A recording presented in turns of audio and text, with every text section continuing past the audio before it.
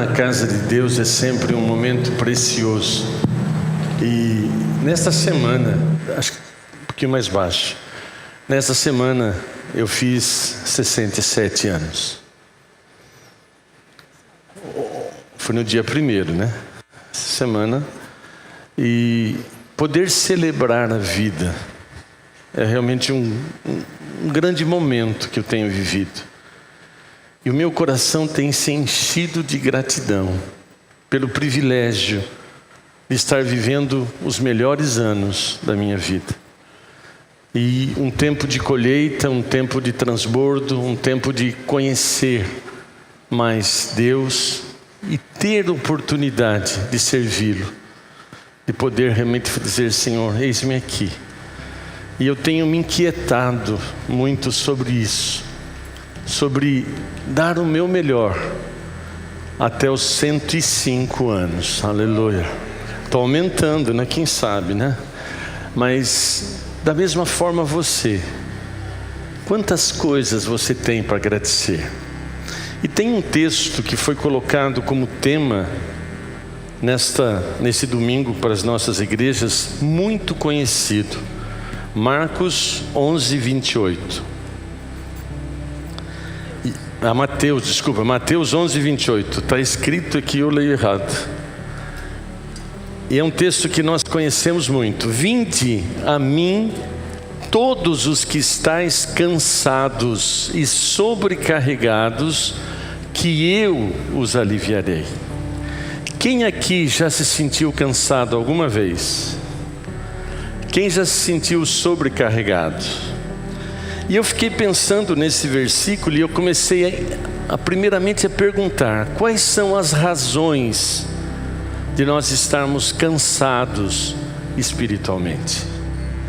Quais são as razões de nós não estarmos desfrutando daquilo que Deus já garantiu, aquilo que Deus já nos deu? Quais são as razões? E aqui tem algumas delas. A primeira delas é a tentativa de controlar tudo. É a tentativa de ter controle sobre a vida dos filhos, sobre a vida do marido, sobre a vida da esposa, ter o controle das decisões que as pessoas vão tomar. E essa tentativa de controle leva você a um estresse absurdo. E todos nós somos tentados, sabe, a ter esse controle, de estarmos querendo controlar tudo. Será que tem alguém que tem esse sentimento aqui? Ou só eu? Tem alguém que sente isso? É só você observar as suas reações. E às vezes a nossa tentativa é tão grande que queremos controlar Deus. Queremos que Deus faça do jeito que a gente quer, da hora que a gente quer, e é tudo, e nós nos perdemos isso. Então ter controle do outro, da circunstância, não é responsabilidade nossa. Deus nos chama a termos controle do nosso ser. E Paulo, falando a Timóteo, ele disse: cuida de ti mesmo e da doutrina, sendo assim, salva a ti mesmo e quem te ouve. Então isto é um perigo muito grande que nós corremos, e nós começamos a querer controlar. No trabalho, às vezes, ou na empresa, ou na sua função, na sua responsabilidade, você se acha que tudo depende de você. Você dá uma ordem para o seu subordinado e você vê que ele está com dificuldade de começar a fazer, você já quer controlar e chega lá e já vai fazer. Não, prefiro eu fazer do que ver pessoas fazendo mais ou menos. E o que isso leva? A um estresse. Uma outra coisa que leva a isso: cansaço pela culpa e acusações do passado. nós temos também esta grande tendência de estar remoendo o nosso passado. Nós começamos a lamentar coisas que já aconteceram. E às vezes esse remoer o passado implica também você querer aquela bênção de 1931. Ninguém nasceu nessa data. De você estar relembrando do passado, de que aquele tempo que era bom, aquilo que era especial, e começa a viver remoendo tanto boas coisas como as más. Mas na maioria dos casos são as más. Você vive lamentando porque não fez, porque deixou de falar o que tinha que ser falado, porque deixou de realizar aquele sonho, e você vai, armazenando isso dentro de você, e vai passando o tempo, e aquilo vai cansando, vai sobrecarregando, porque os seus sonhos, passaram-se os anos, e você não viu acontecer. Quantas coisas que nós olhamos para trás e dizemos assim: puxa, poderia ter sido melhor. Eu poderia ter feito aquilo que eu prometi. Eu poderia ter cumprido o voto que eu fiz. E começa a remoer isso. E isso também traz um cansaço, uma sobrecarga emocional muito grande. E isso gera culpa. E a culpa, ela exige punição. Toda culpa exige uma punição. Se você é culpado, você recebe uma sentença. Mas quando você se culpa, você vai se autopunir, você vai se autoferir, você vai cobrar de você uma coisa que de repente não tem meios de você cobrar. Então a culpa também sobrecarrega o nosso emocional, o nosso espiritual, porque quando você valoriza mais a culpa, mais o erro que você fez, você bloqueia o que Deus quer que você receba. Então a culpa também gera isso, um cansaço excessivo. E nós precisamos então lembrar da palavra de Deus. Romanos 8:1 diz: nenhuma condenação há para aqueles que estão em Cristo. Quem está em Cristo aqui dá um aleluia. Quem está em Cristo aqui dá um aleluia. Então vire para essa pessoa e diz assim: olha, nenhuma condenação mais você tem sobre a sua vida. Dá um glória a Deus aí, vai. Nenhuma condenação há para aqueles que estão em Cristo. E se você está em Cristo, o sangue de Jesus te purifica de todo o seu pecado. Dá um glória a Deus. Nós estamos purificados, não precisamos mais remoer a culpa, relembrar do passado com coisas negativas. Ai, por que eu escolhi dessa forma? Por que eu casei com ela? Por que eu casei com ele? Meu amado, você tem que entender que Deus está no controle e todas as coisas contribuem para o bem. E esta segurança que Deus te perdoa, que já não há mais condenação, então você precisa ser humilde o suficiente de se perdoar, porque Deus, sendo Deus Todo-Poderoso, alguém que criou todo esse universo, Ele já te perdoou. Se confessarmos os nossos pecados, Ele é fiel e justo para nos perdoar e nos purificar de toda injustiça. João 1:9, 1 João 1:9.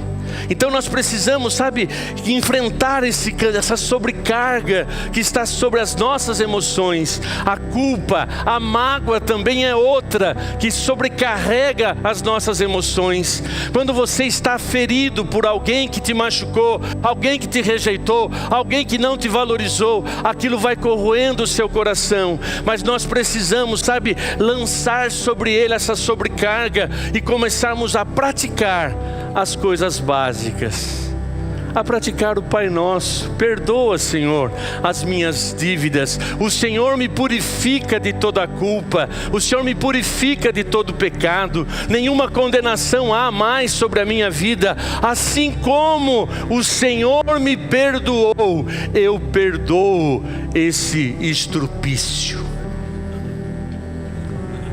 Eu perdoo esta pessoa que me apunhalou. Eu perdoo esta pessoa que falou tão duro comigo. Eu perdoo essa pessoa que não se importou comigo, que não deu a mão quando eu precisava.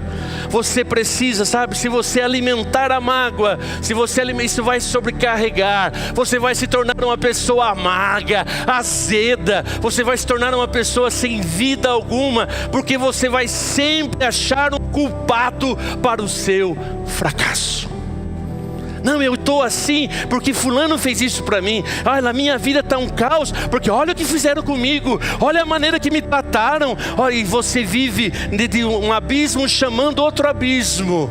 E esta sobrecarga gera angústia, depressão, revolta, e você vai ser corroído. Então tome cuidado com aquilo que está sobrecarregando a sua vida. Também existe uma outra questão que pode trazer sobrecarga, são as batalhas espirituais. Lembrando que Efésios fala que a nossa luta não é contra a carne nem contra sangue, mas contra principados e potestade. É evidente, amados, que existe resistência espiritual. É evidente que o diabo vai tentar atingir você, abater a sua vida e vai, tentar roubar de você uma coisa: a fé.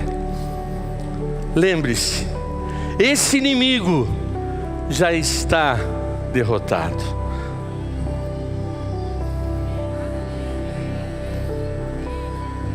Esse inimigo já está derrotado.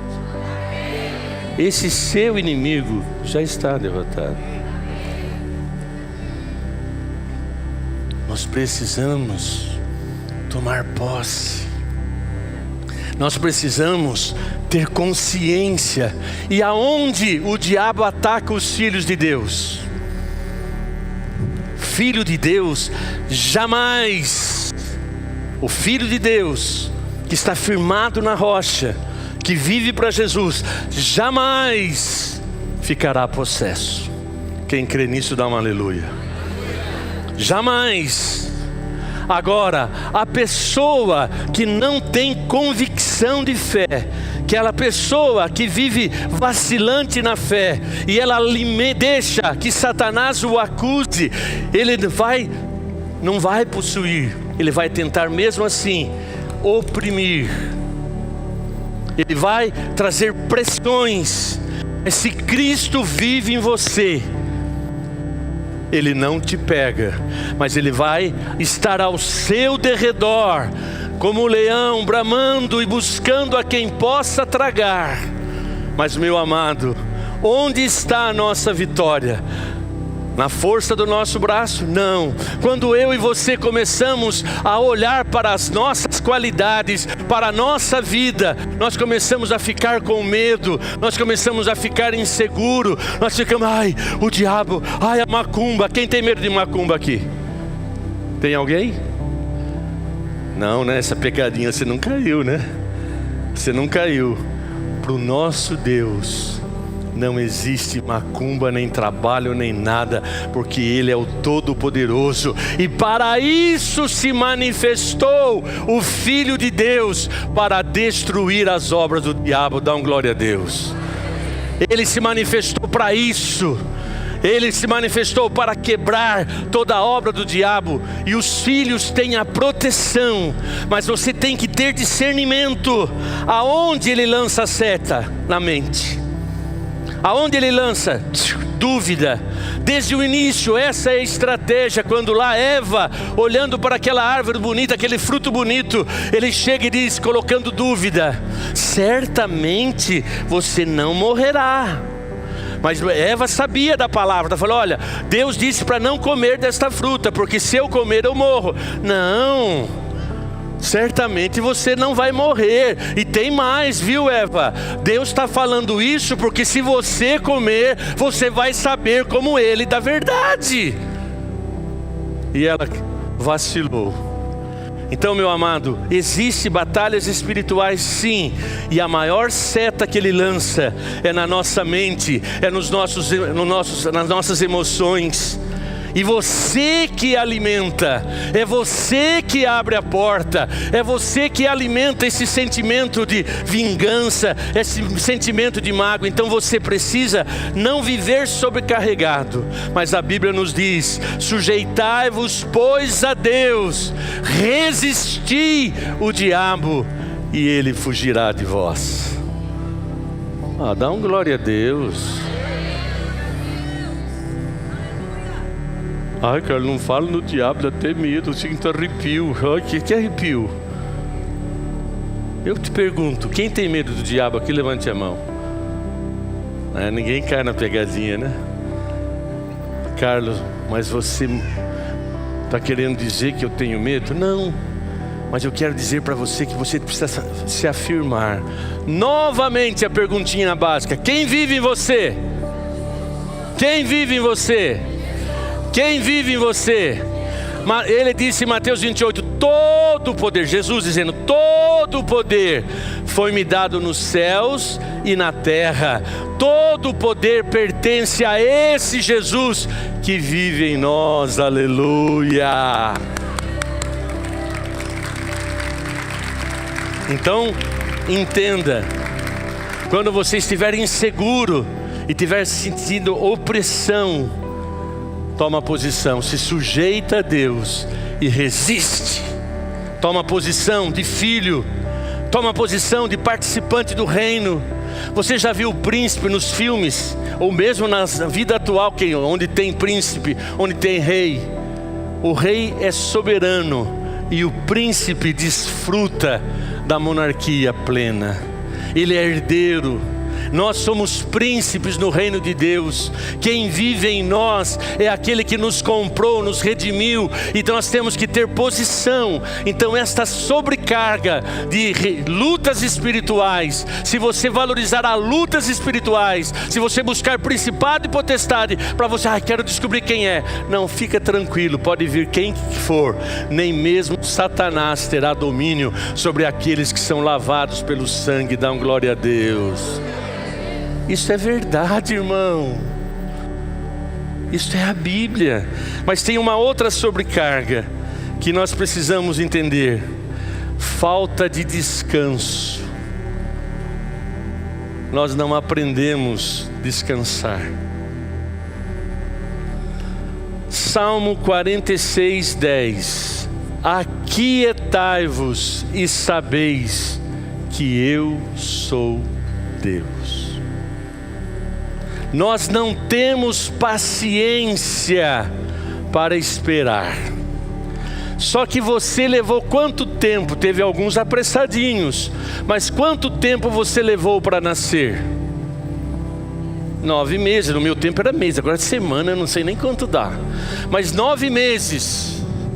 Você levou 9 meses, alguns antecipou, ou no 8º até 7º, alguns as exceções, mas vem cá. Você planta uma semente, seja do que for, leva tempo para germinar. Mas às vezes nós queremos que as coisas aconteçam instantaneamente. Eu estou dizendo aqui que no início da palavra, eu estou sim num momento muito especial de Deus na minha vida. Mas são anos, 48 anos de semeadura, 48 anos de caminhar com Deus, aprendendo, acertando, errando. Quando eu erro, quando eu erro, Deus me justifica. Quando eu caio, Ele me levanta. Então é sempre entendendo de que há uma lei estabelecida do plantio e do tempo de morrer, germinar e produzir. Então nós precisamos aprender a descansar em Deus. Deus responde orações? Então descansa. Comece, a ter posição diante dEle e falar: Senhor, eu já conversei com o Senhor sobre isso. Quem aqui já comprou um apartamento na planta? Teve alguém aqui? Ou um imóvel na planta? Você foi lá no corretor, você assinou aquele contrato e você estava vendo o apartamento, não, cara, tinha lá um quartinho, um decorado.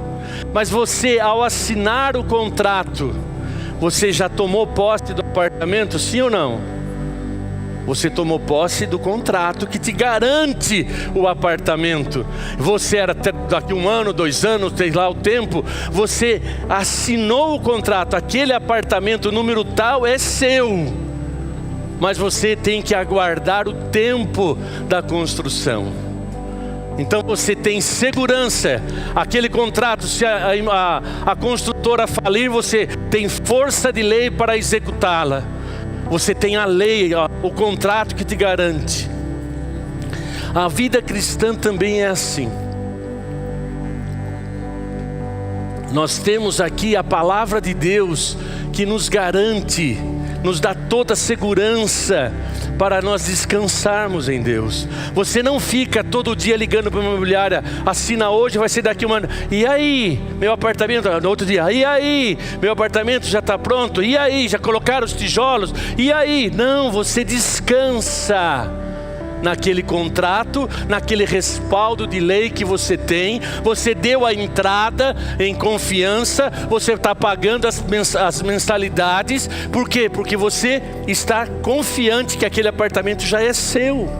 Só que se tratando de Deus, no nosso relacionamento com Deus, nós também temos que agir em fé, em confiança. Nós precisamos permitir que Ele realmente nos dê essa segurança. Qual é a segurança? Deus não é homem para que minta, nem filho do homem para que se arrependa. Se Ele prometeu, Ele cumpre.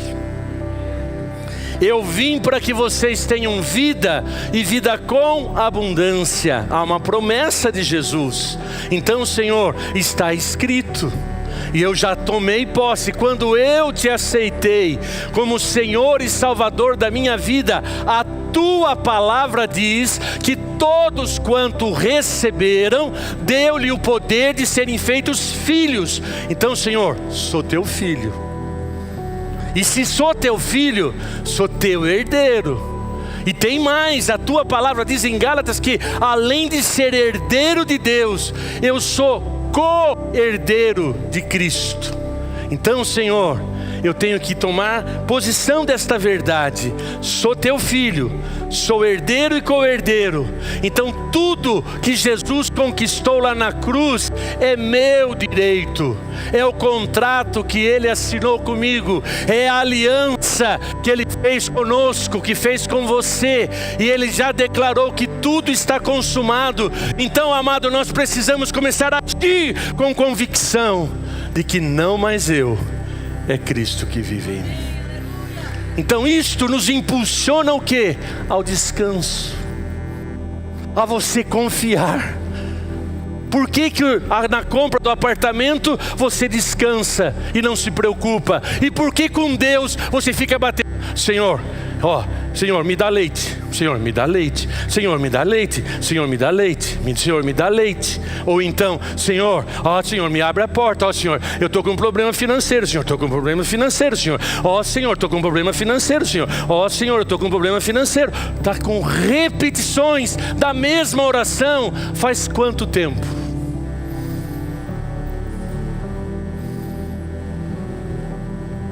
Quanto tempo você está repetindo? Tem.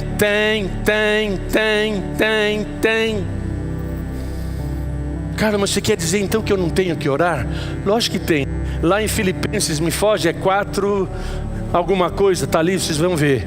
Que nós temos que orar, lançar, mais ou menos isso, me foge a relembrança, achei para mim. Filipenses 4, que quando você tem uma ansiedade, apresente a Deus através da oração, da súplica. Então, eu oro, eu suplico, porque é algo que me angustia. Mas tem o terceiro, com ações de graça. Você orou, desculpa. 4:6, tá jóia. Põe lá 4:6 para mim, Filipenses 4:6. Então olha bem, eu oro, eu suplico, então eu chego assim, eu faço aquela oração. Não, eu comecei a orar, eu suplico com intensidade. Eu te pergunto, você está orando para um Deus que pode te dar esta bênção? Sim ou não? Pode ou não? Então, eu orei, eu supliquei, então está na hora de eu falar: Senhor, eu sei em quem tenho crido, e que o Senhor é poderoso para me guardar até aquele dia que eu vou receber a bênção. Então nós precisamos exercitar ações de graça. Nós precisamos exercitar a fé, que é agradecer antes de ver, agradecer antes de receber. Qual é a definição de fé? Fé é o firme fundamento das coisas que se esperam, é a plena convicção daquilo que eu espero. O que eu fiz? Estou passando por um problema. Eu chego diante de Deus e apresento o problema. De repente intensificou. Eu suplico com mais força. Mas se eu orei, se eu supliquei para um Deus que pode todas as coisas, então eu vou tomar a atitude de dizer: esse problema já não é mais meu, está nas tuas mãos, é questão de tempo, mas a bênção já é minha. Ah, Carlos, isso é pensamento positivo. Mas fé é o quê? É pensamento? Não, é verdade, é princípio positivo. Porque a fé é o firme fundamento daquilo que eu espero. O que quando você orou, quando você apresentou um problema do seu desemprego, quando você apresentou um problema do seu casamento, quando você intercedeu por seu filho, porque quando você clamou por dons, quando você clamou por portas abertas, você clamou para o seu negócio, você clamou, orou e suplicou. Fé é a convicção daquilo que se espera. Quando você fez tudo isso, você esperava o quê? Que Deus falasse não para você. Fala: se vira, garoto, é com você, se vira, fala, não estou nem aí com você. Não! Você tem certeza que Deus vai te responder. Então, fé é a convicção daquilo que eu espero. Eu espero meu filho convertido, eu espero meu marido melhor, eu espero minha esposa restaurada, eu espero meus negócios prósperos, eu creio. Então, Senhor, eu te agradeço, porque eu sei, Paulo disse, porque eu sei que tu és poderoso para me guardar até o dia da bênção completa. Eu estou parafraseando este versículo, tá? Paulo estava falando da eternidade, mas se aplica aqui.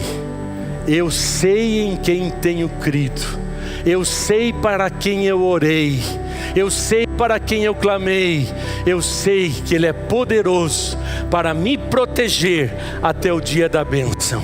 Se é um mês, é 2, não importa. Eu estou colocando, estou regando com gratidão. Eu estou enxergando pela fé, porque fé é você não enxergar o que você vê no momento. Fé é a convicção daquilo que você não vê, é a plena certeza daquilo que você espera. Então comece a crer no coração e com a boca fazer confissão.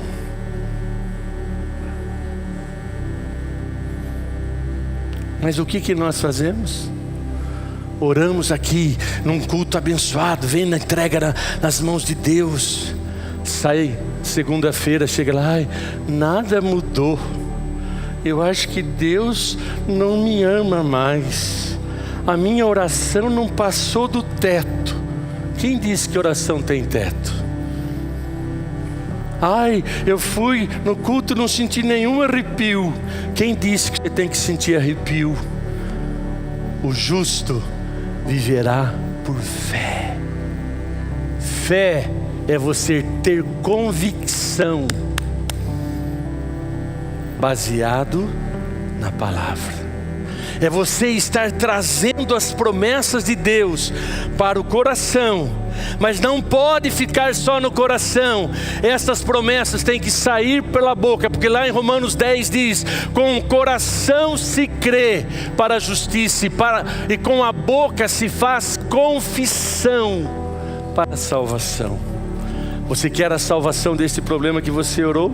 Creia e confesse, creia e confesse, creia e confesse. Não é que peça de novo. Imagine seu filho chegando: pai, me dá isso, me dá isso, me dá leite, me dá leite, me dá leite. Filho, está na mesa. Filho, pai, me dá leite. Só que com Deus fazemos isso. Ficamos repetindo e Deus falou: já é teu. E o que diz lá em Efésios 1:3? Bendito seja o Deus e Pai do nosso Senhor Jesus Cristo, que já tem nos abençoado com toda sorte de bênção na região celeste. Crê nesse versículo? Então leia com fé.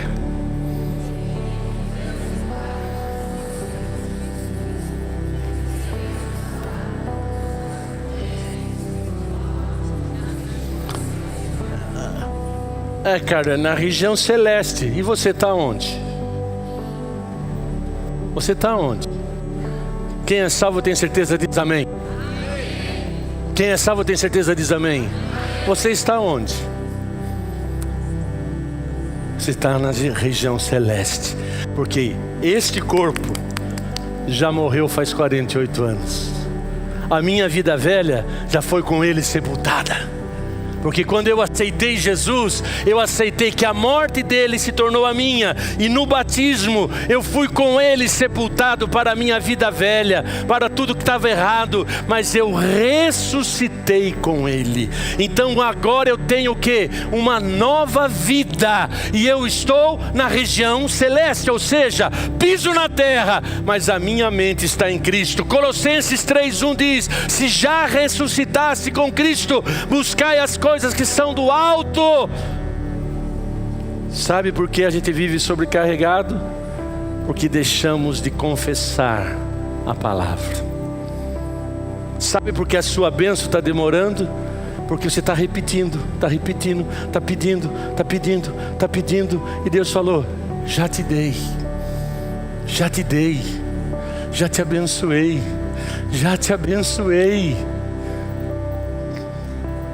Vire para o seu irmão e fale assim: a sua bênção já está garantida. Horarinho, né? Tá bom, vamos lá. Vou terminar. Então aprenda a descansar. Como eu descanso? Guardando no meu coração a palavra, para não pecar contra ti e confessar a vitória. Eu quero parar por aqui, tinha mais coisas, mas eu quero parar.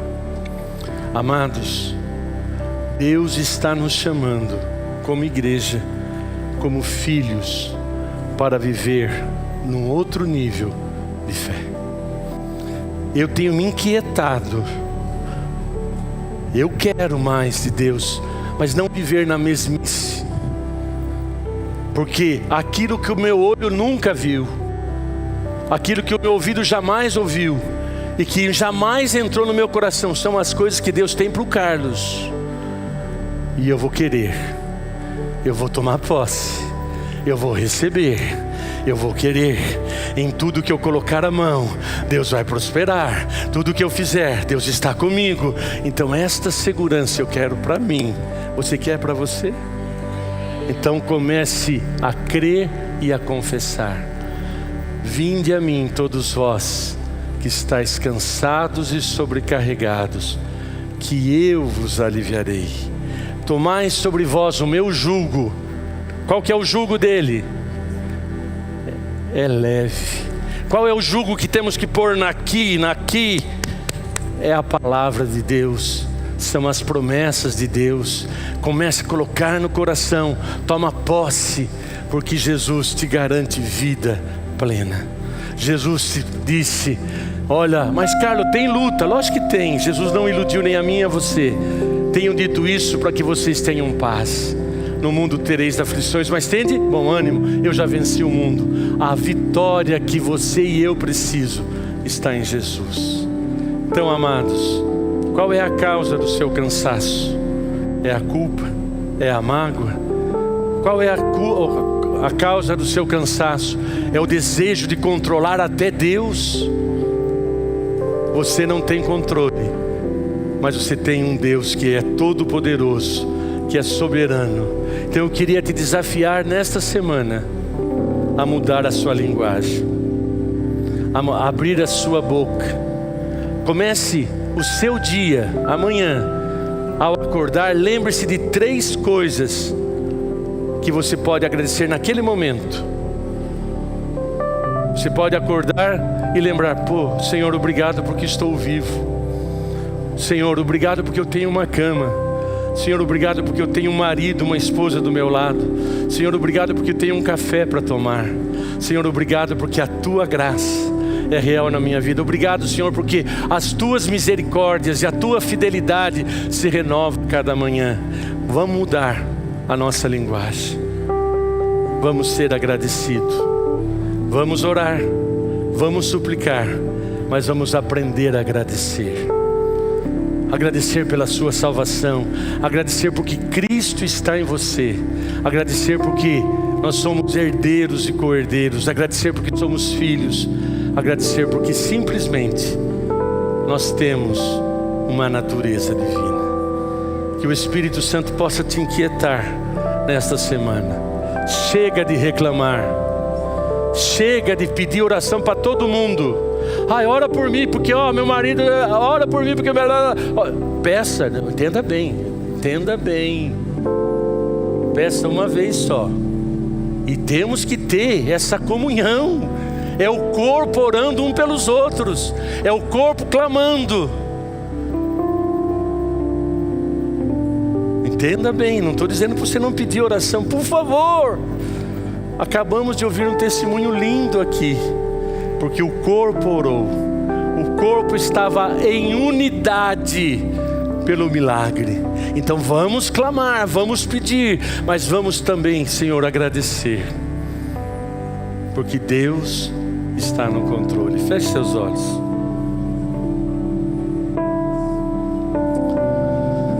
O que tem roubado a sua força? Que tem tirado a sua fé? Mas nesta manhã o Senhor está dizendo: filho, eu já te abençoei. Filhinha, você acabou de participar da aliança do meu sangue.